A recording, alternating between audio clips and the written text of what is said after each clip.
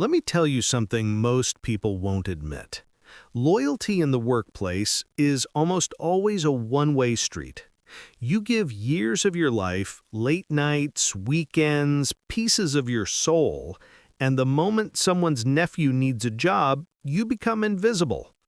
I learned this from a woman named Sarah, and what she did next didn't just change her career, it changed how I think about justice, silence, and the cost of playing by rules that were never designed to protect you.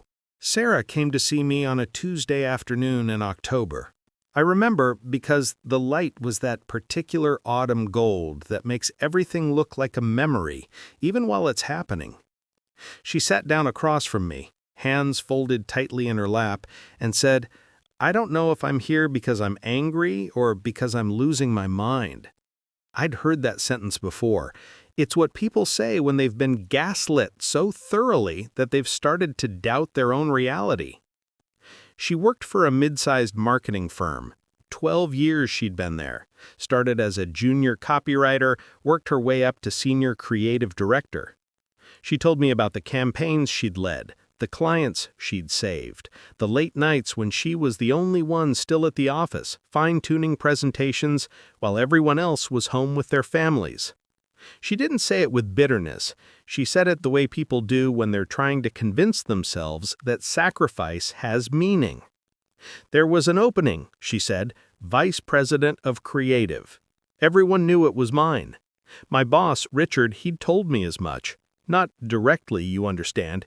He wasn't the type to make promises out loud, but in that way people do when they want credit for being generous without actually committing to anything.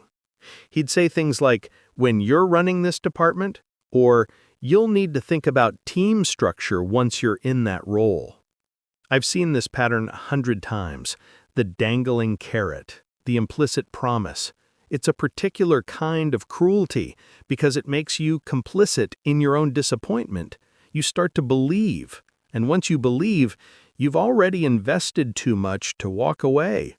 For 6 months, Sarah prepared. She created a transition plan. She identified her replacement.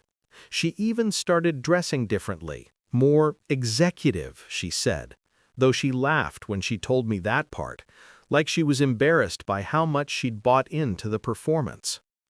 Then one morning, Richard called an all-staff meeting. Sarah assumed it was the announcement. She'd practiced her modest acceptance speech in a mirror. She'd thought about which team members to thank first. Richard stood at the front of the room and introduced his nephew, Marcus. 28 years old, MBA from a decent school, 3 years of experience at another firm.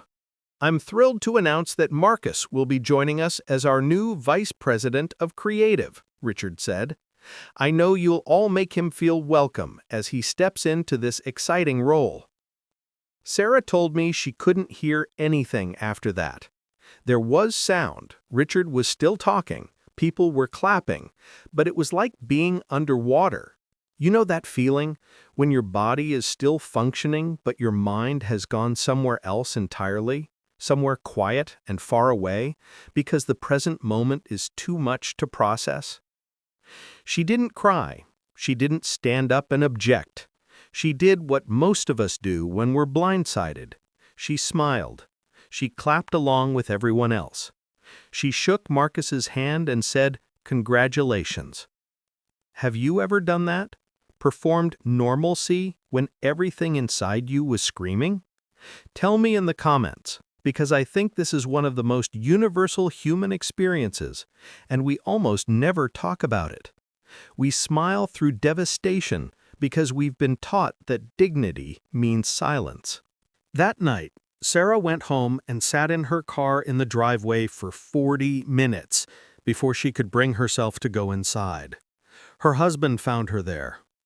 She told me she couldn't explain it to him, what had happened or why it mattered so much. He tried to be supportive.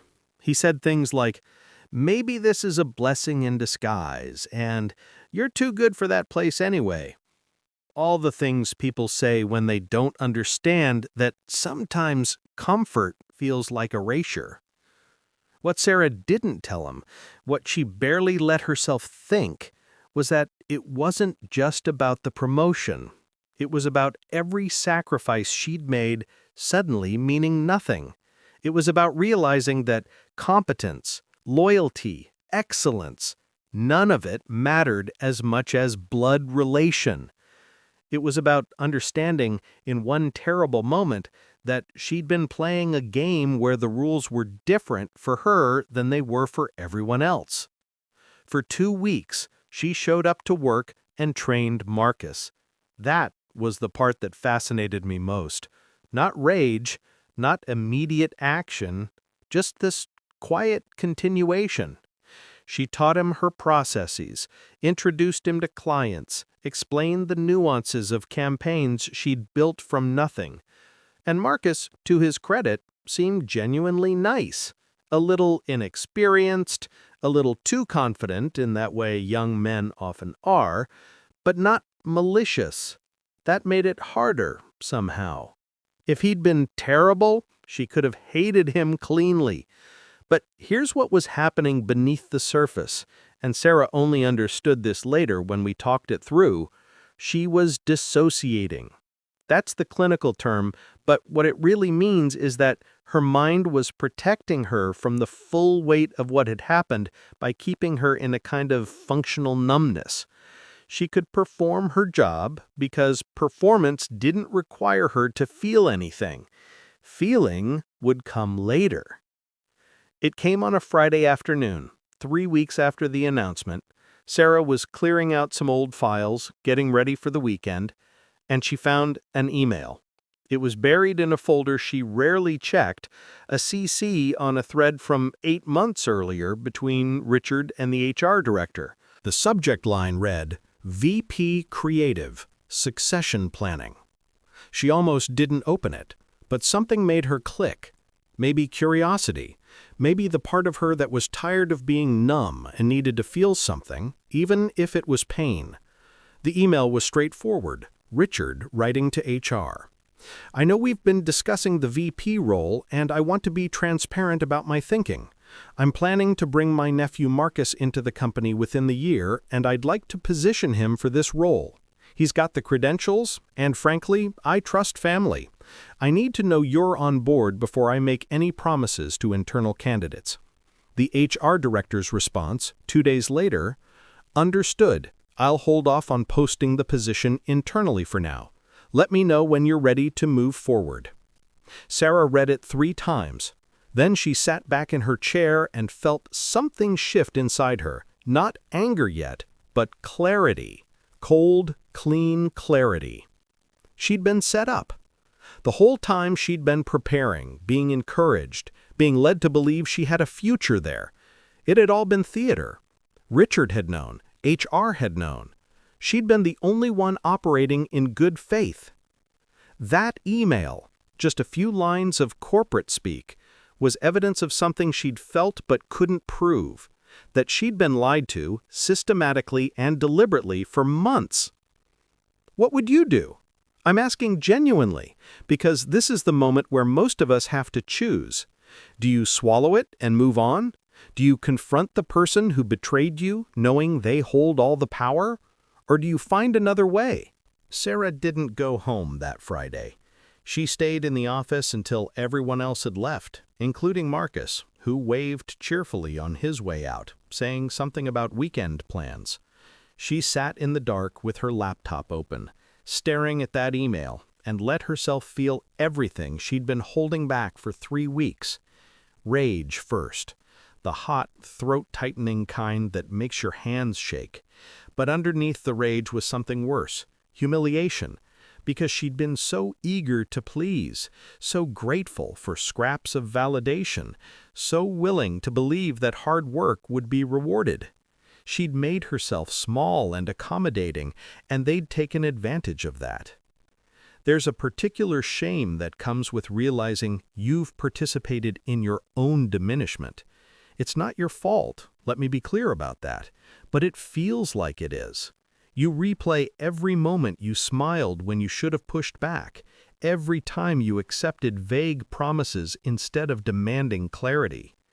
Sarah told me she felt stupid, and I told her that's exactly what systems of power want you to feel, because if you're busy blaming yourself, you're not examining the system. But Sarah wasn't interested in examining systems that night. She was interested in one thing: making sure someone saw what had been done to her. She forwarded the email to her personal account. Then she sat there for another hour debating. Who do you tell? What do you say? How do you expose wrongdoing without destroying yourself in the process? Here's what most people don't understand about whistleblowing or truth-telling in professional contexts. It's almost never rewarded. The person who speaks up is almost always the one who suffers most. Organizations protect themselves, not individuals.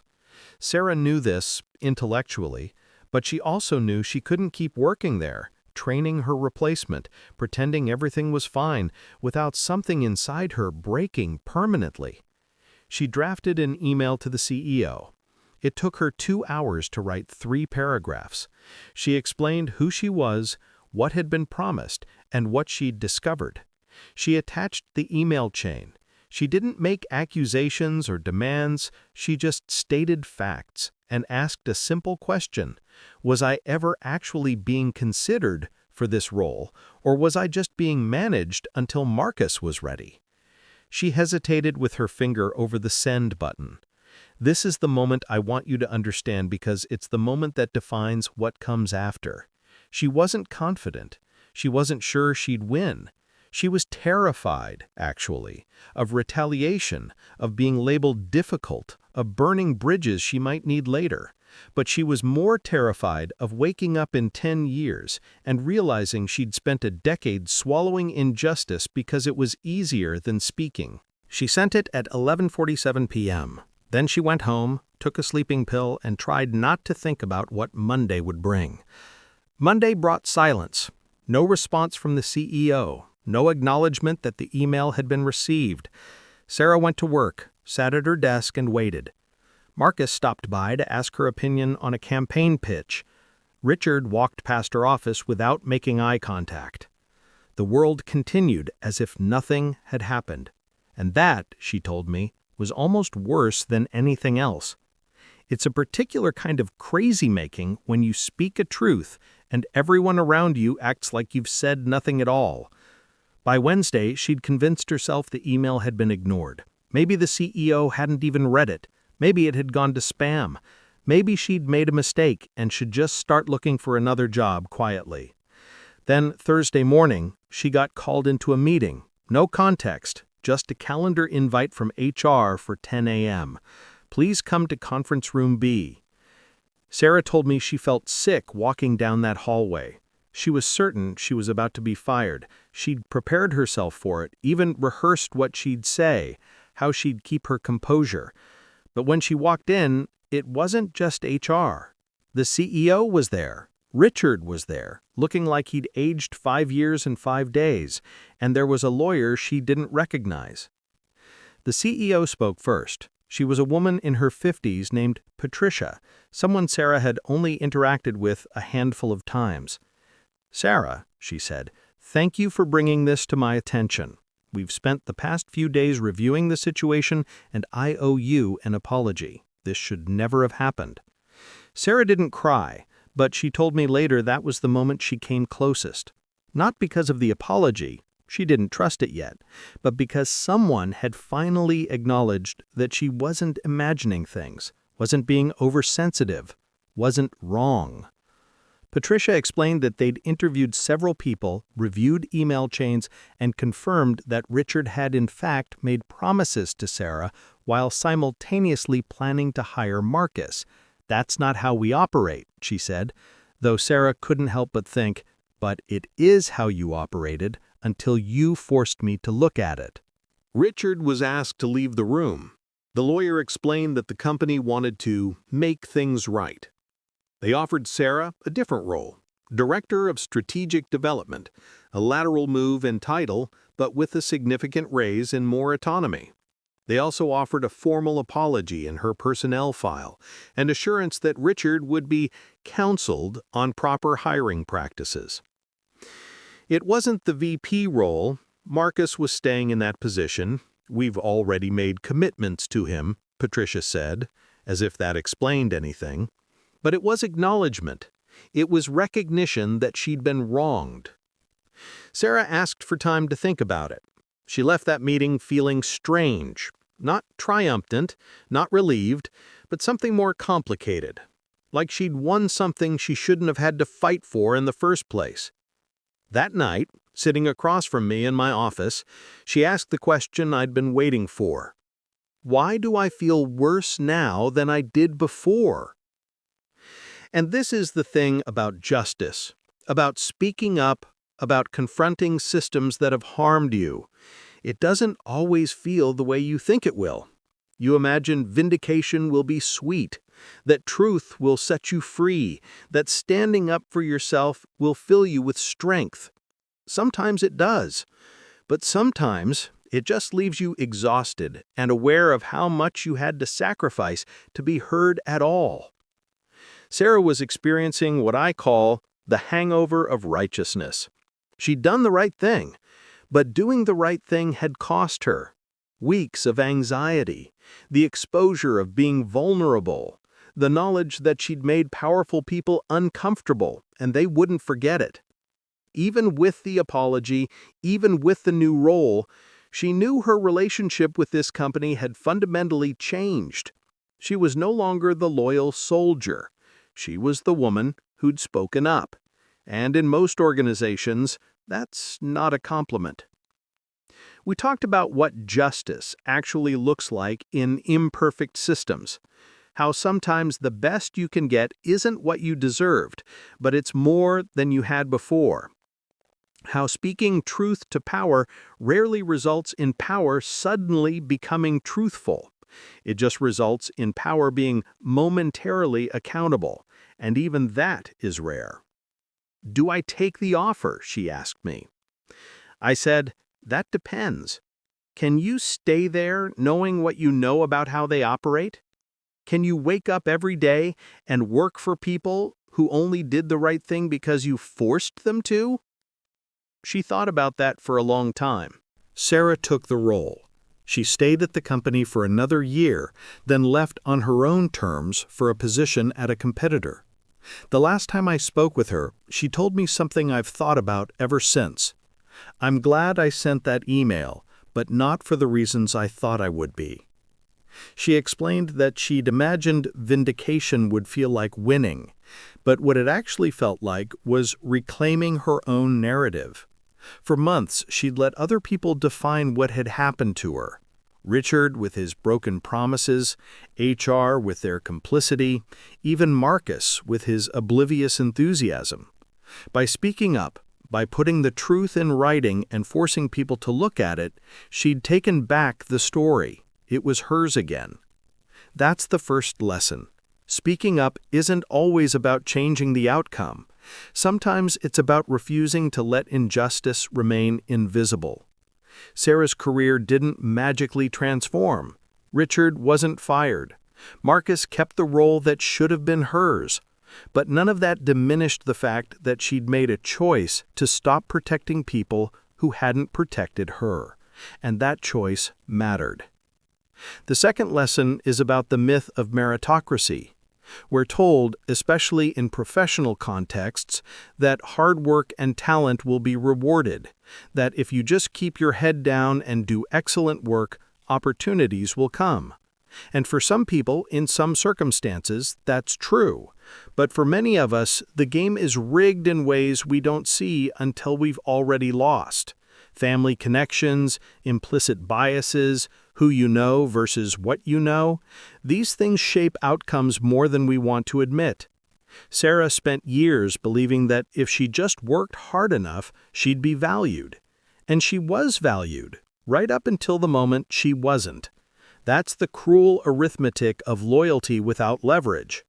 The company benefited from her dedication, but when push came to shove, relationship trumped merit. Understanding that didn't make her cynical, but it did make her strategic. In her next job, she negotiated everything up front. She got promises in writing, she built relationships outside her company so she'd never be dependent on one person's whim again. The third lesson is about the cost of silence. If Sarah hadn't sent that email, nothing would have changed.